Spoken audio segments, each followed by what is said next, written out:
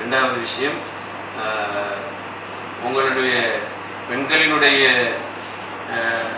வாழ்வாதார அந்த வேலை திட்டங்களை நீங்கள் கிராமிய உங்களுடைய வீடு மட்டங்களில் கொண்டு சென்றால், ஏன்னா மாகாணத்தில் இருக்கிற ஆகப்பெரிய பிரச்சனை வறுமையிலையும் பெண்களுடைய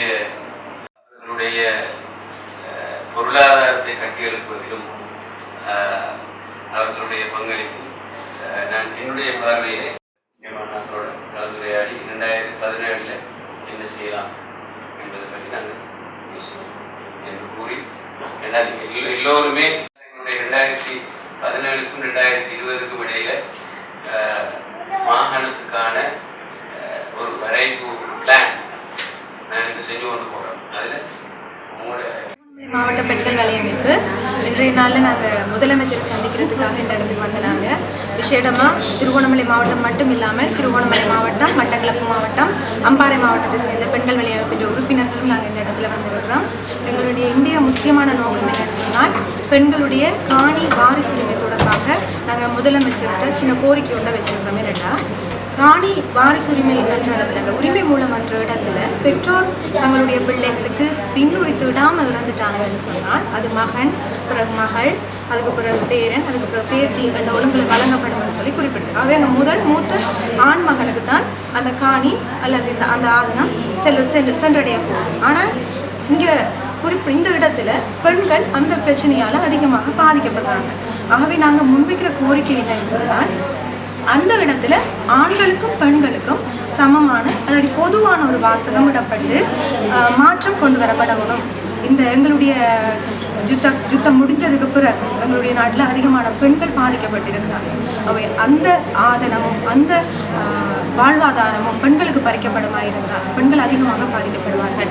ஆகவே பெண்களுக்கு பாரபட்சம் இல்லாத ஒரு நிலைமை, ஒரு மாற்றம் எங்களுடைய காணி சட்டத்தில் கொண்டு வரப்படணும் என்பதுதான் எங்களுடைய இன்றைய முக்கியமான கோரிக்கை. அந்த கோரிக்கையை நாங்கள் முதலமைச்சர்கிட்ட வச்சிருக்கிறோம். முதலமைச்சர் அதற்கான நடவடிக்கைகளை விரைவில் எடுக்கிறேன்னு சொல்லி எங்களுக்கு சொல்லியிருக்கிறேன். நன்றி. இன்று கிழக்கு மாகாண பெண்கள் வலையமைப்பிலிருந்து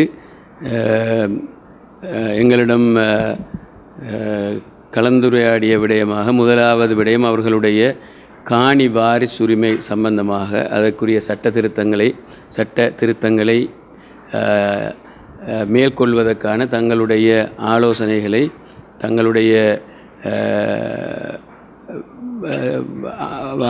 எங்களுக்கு வழங்கியிருந்தார்கள். அதே நேரத்தில் அவர்களுடைய பிரச்சனையை தீர்த்து வைப்பதற்கும் நடவடிக்கை எடுக்க வேண்டும் என்று கேட்கப்பட்டிருந்தது. அதற்கு இணங்க எங்களுடைய மாகாண சீஃப்